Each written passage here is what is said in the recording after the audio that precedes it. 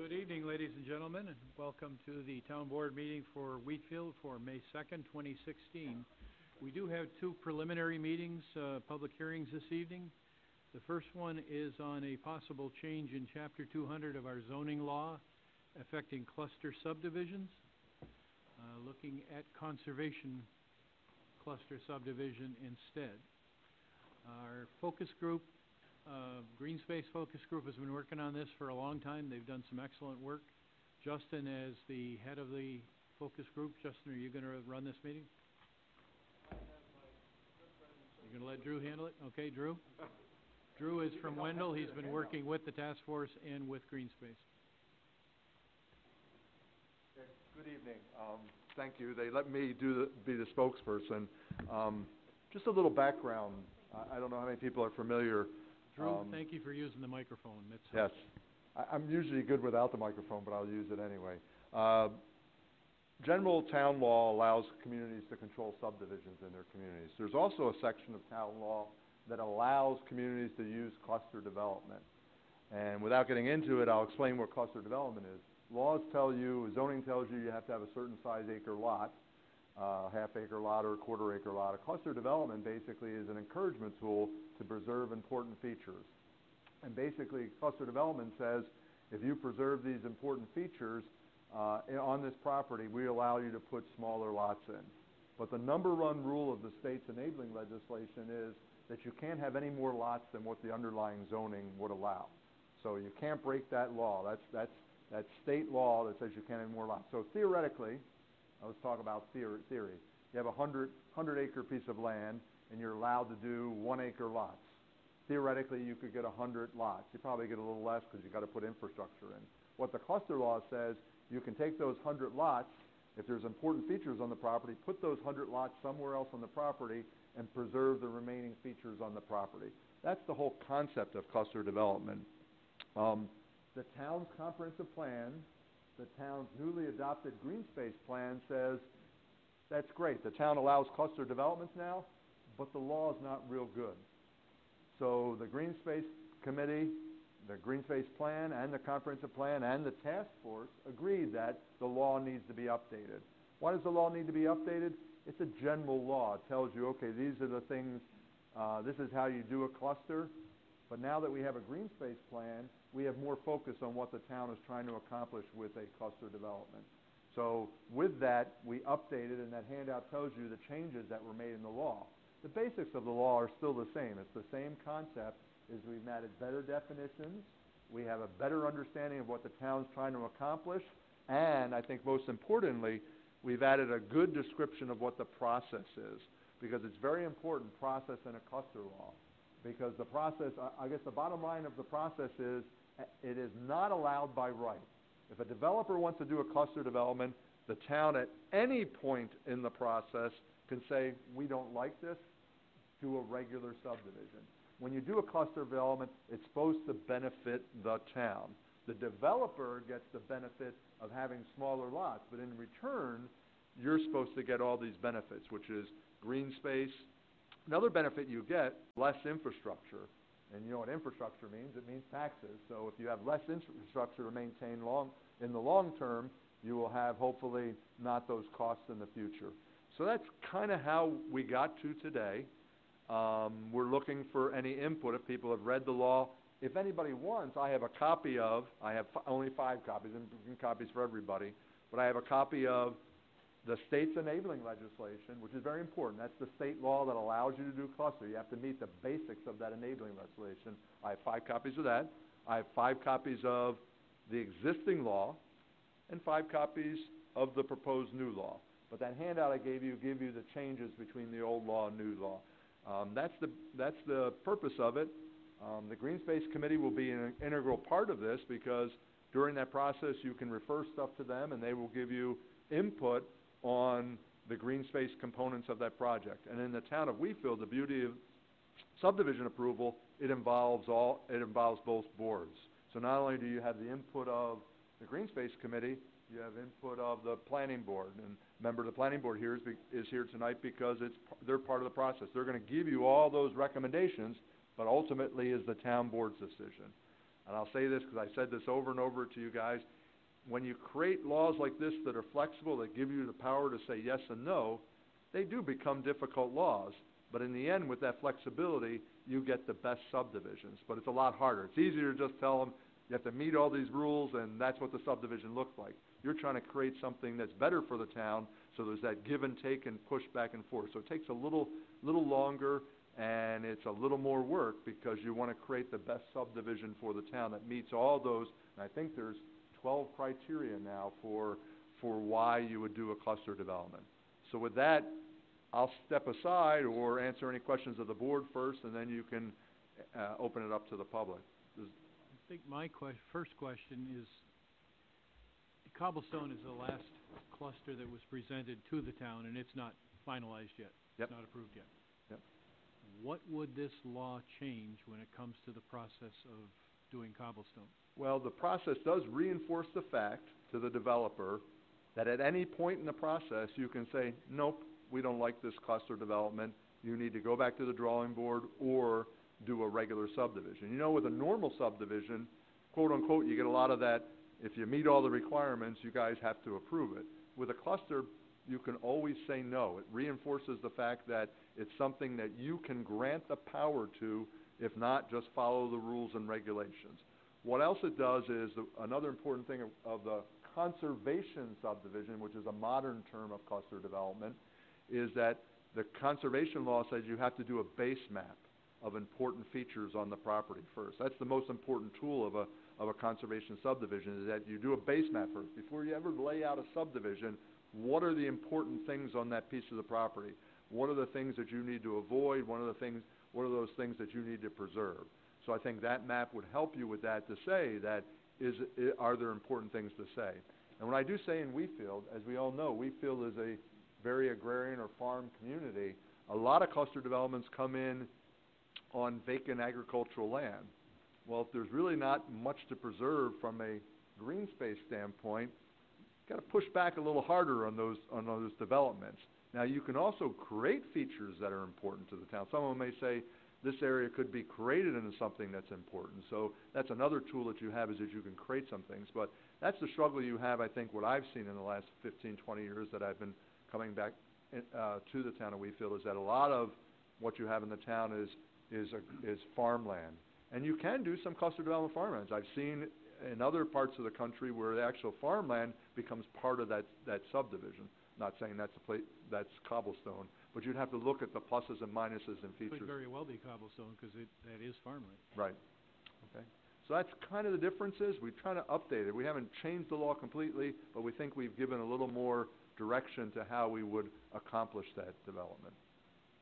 Drew, on the number of lots that you can put in on a parcel or a subdivision, yes, is it any different with the new versus the old? Do you exclude wetlands, or yeah, are there features that you can't count now, maybe you used to be able to count? Correct. The old law pointed some of that stuff out. I think we do a better job of identifying those things. For example, that example I used, I have 100 acres of land, and it allows 1 acre lots, and theoretically you can get 100 lots.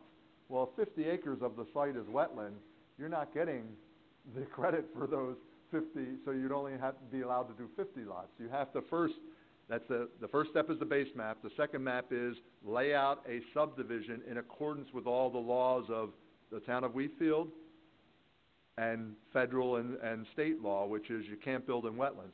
One thing that does confuse people, but there is a little push and we have the town engineer here, people think right away floodplains are not developable. Technically they're developable, but you would have to show how they would be developed and how they could meet those rules and regulations. So that one becomes a little problematic. We basically point out that we won't allow development in a floodplain. A floodplain, you'd have to go as far to prove that it was developable floodplain. So that's one of the criteria that people get confused. I mean, if you live in the town of Amherst, a lot of the town of Amherst is built in floodplains, unfortunately. But good question, though, but a lot of it is subtracted out. You don't get credit. You have to do a regular layout first and meet all those criteria, including avoiding wetlands, including, we always see that, you say 100 acres of land, you can get 100 1-acre lots. Well, theoretically, you can't. You have to have roads. You have to have a detention pond or some sort of stormwater facility. You have to subtract out all these other things. So, I think it's good when it at least outlines that better in the law. And do we have control over, if you have existing houses and people that already live there, so if they put in something that's a lot more dense. Yep. And houses are closer together. Yep. And the existing houses that are gonna be neighboring this thing. Yep. Do we have control over blending it in to those? Correct, types and of that's one of those control features that's conservation subdivision and cluster development involve a lot more planning. And what you would do is, early on, we talk about in the law is having a public information even at the early on steps to get public input. Because part of that layout is not only the conserving of lands, but also it talks about matching surrounding development and saying how does it fit into the character of that area. Because theoretically, you're right. If I'm in an area that allows half-acre lots or acre lots, and all of a sudden I'm throwing lots in that are half that size, how does that fit into that area? A little harder than a normal subdivision. You have to look at it closely and say, okay, how do we accomplish that it fits better into that area? But you're always going to have that issue because you're always going to have smaller lots, and you're always going to have that question, how does it fit in? Do you just, push it away from it? How do you blend it into that area? Good questions. Okay, any other member of the board have any comment or Are question? these more designed for homeowners association type, style living, or Very good would the town question. have to say on that too, or? Right. There is, and I'll get myself in trouble here. People talk about homeowners associations, they talk about patio homes, et cetera. The law requires, if you have a lot of open space or a lot of area that's being preserved, say 50% of the site is being preserved, you do either have to turn that land over to the town, in a lot of cases the town doesn't want to own that, or typically you have to form a homeowners association. And is the town assessor here? A homeowner association doesn't automatically mean your condominium status. People hear the word homeowners and think condominium. Condominium status is a whole nother thing. Condominium status is where you get reduced taxes, and there's a process to go through, and you actually have to prove it through the process of saying this is going to be a condominium development. So, yes, you'll need a homeowners association, but it doesn't automatically mean you're going to have a condominium development. Some entity has to control those lands you're preserving. In the case of some of the important lands in the green space plan, those are going to be dedicated to the town. But there's other things that will not be dedicated you're going to have a homeowner association for. So most of these would be homeowners, so. A lot of them would have homeowners associations. I live in a neighborhood that has a homeowners association, but the homeowner association is only formed to enforce deed restrictions and other requirements. It's not a taxing issue if you're going to a taxing issue. And I know I get that in a lot of communities that they connotate homeowners association with reduced taxes, and that's a totally different thing. That's a condominium status. So yeah, you'll most probably need a homeowner association to own or maintain that area that you're preserving, or it's turned over to the town. Green space. The green space. And it could be creative space. It could be, I could see in the future having an agricultural area. We see a lot in modern areas where they create these areas, these subdivisions on smaller lots, and they set aside 30 to 40 acres of land or some amount of land, and they plot it out to the people, and they all can have a little, people like to plant vegetables and corn, and they've been very creative with these green areas. Again, trying to match what's in your community, especially if you're a very agricultural community. You may want to have those green space areas be kind of locally farmed, butting up against farms or other areas and whatever. So you need to get creative, and that's the hard part about cluster development and conservation subdivision, is it involves a lot of back and forth, and back and forth is hard. So it could be up to the town too, whether we'd accept the roads Yeah, or and not. again, keep in mind, that's a great point I want to reiterate for the third time tonight. You are in complete control of this, and that's the hard part. You have to say, is this meeting all the requirements of what we want for this? Otherwise, just do a regular subdivision, guys. It's not benefiting. It's not meeting those things that the town wants. And there's a long list of those things: community character, preserving important green space, et cetera. So it becomes a little harder, but it's a good tool when used correctly. It just sort of looks by some of the dimensions in what you give us a couple weeks ago, that Yep. it's just tightening the homes right up. It's tighten the home. That's the concept here. And that's 25-foot front yards, 30 Yep. feet backyards. I Yep. mean, that's really tight. And it talks about, too, that if you're abutting existing homes, you can't do that. You got to put the houses back. I mean, you can't have a whole bunch of houses set back 50 feet from the road and then get to this development and have them set 20 feet from the road. But it is a tighter development pattern. That's what cluster development is about. And I'm not here, we did a comprehensive plan. A lot of the town of Wheatfield should remain very rural and should remain very, larger lot development. But smaller lot development also accomplishes these other things you want to accomplish, which is preserving these important features. Just because you have half-acre lots or three-quarters-acre lots doesn't mean it's rural character.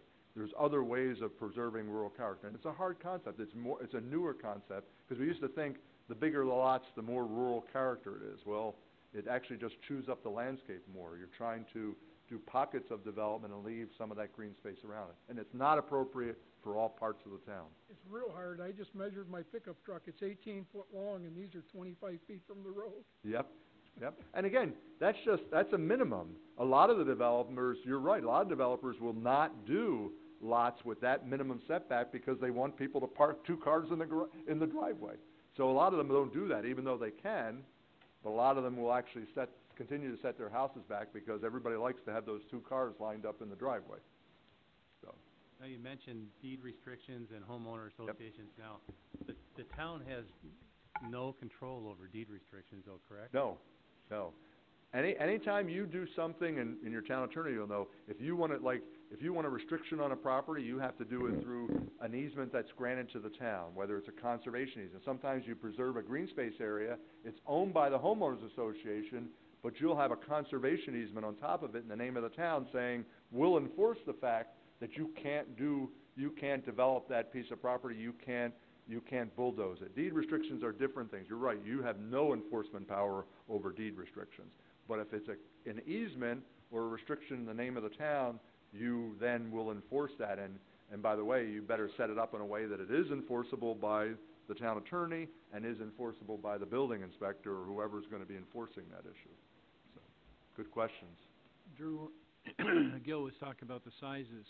In this change, we're not adjusting any sizes from a cluster subdivision, aren't they carried They're the forward? same sizes they were before. You're allowed to go down to a certain size. The concept is you're getting about 40 to 50% green space. We're not going down, because we know, and your town engineer's here, by the time you have to put water and sewer out front of the property and meet fire department requirements, there's requirements for buildings to be set apart and whatever, you really can't go down to much lower than what's in there, otherwise your lots wouldn't work at all. We're not talking about inner city where you have houses, 5 feet away from each other. You still have setback requirements just from a fire safety standpoint. I think the building inspector here, the code is, I think the building's gotta be at least 15 feet apart, right?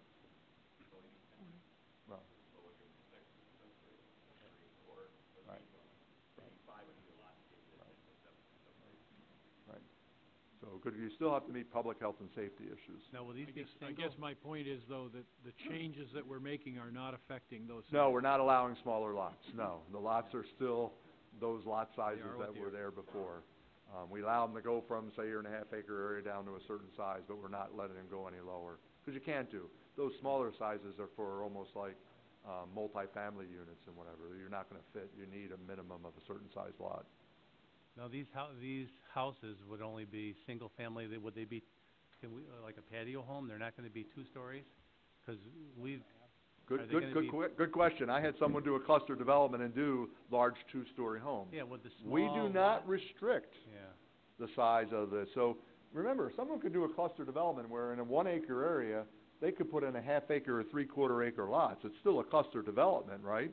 And they could probably put a 2-story, 3,000 square foot home. It doesn't always mean you're gonna have a real tiny house and real tiny lots. I mean, remember, a lot of the town, areas of the town require 1/2 acre lots. There's some larger than that, so you're not always gonna get these tiny, tiny lots. But by the way, good question.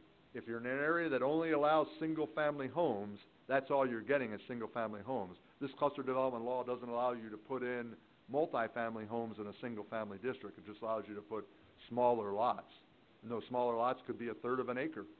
They don't always necessarily have to go down to the minimum. They go down to some smaller level that the developer, depending upon what he's selling, I've seen, like I said, 3,000 square foot patio homes, 2-story, 3,000 square foot homes in a cluster development.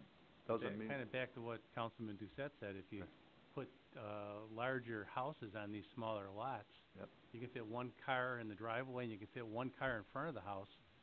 and if you have a Christmas party or And- any event, And the whole- you're doing the planning right the now. whole street is full of cars. You're doing the planning, so if a developer came to you and proposed a cluster development on whatever the number is, 7,000 square foot lot, and they're proposing to put a 3,000 square foot home with 4 bedrooms, because they have to show you what they're putting on there, and I'm gonna put it 20 feet back from the road, you're gonna sit there and look at them and go, how's that gonna work?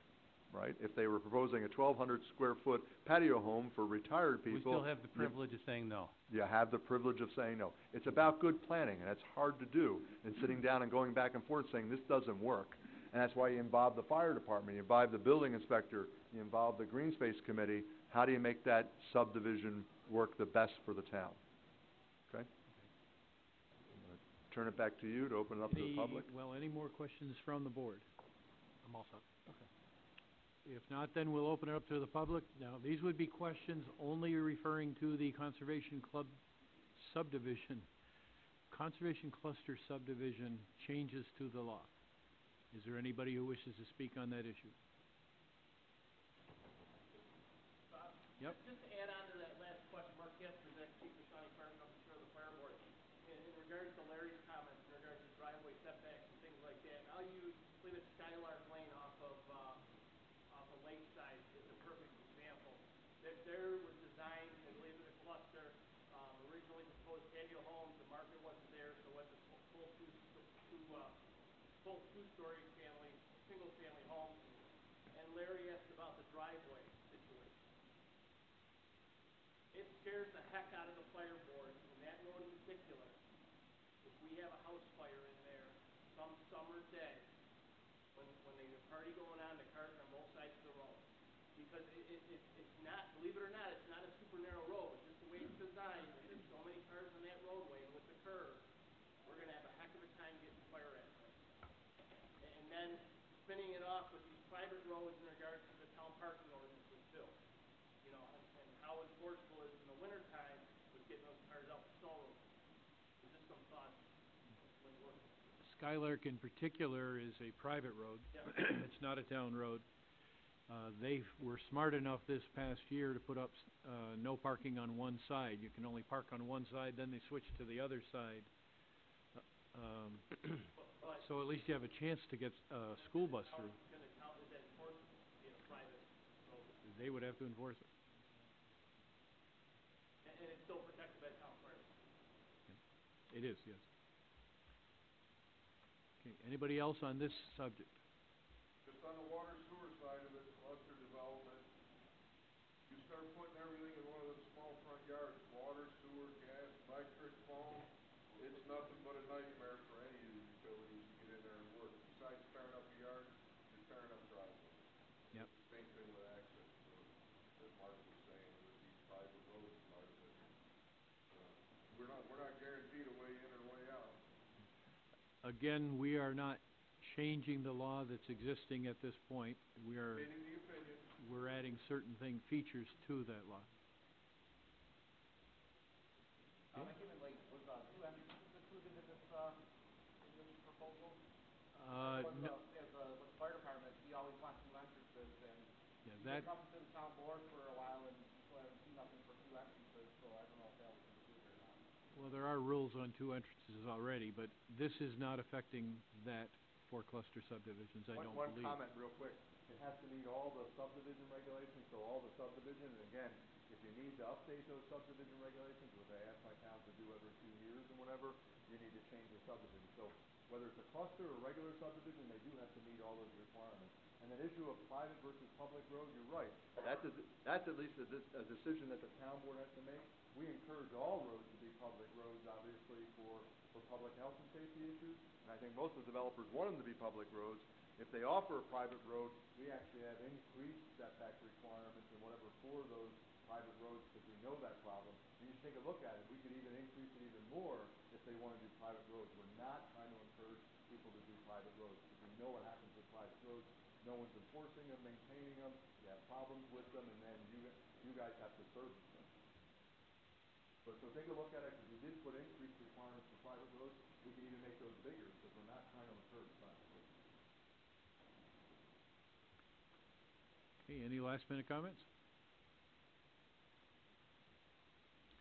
Okay, if not, then I'm going to close the public hearing on the cluster subdivision changes.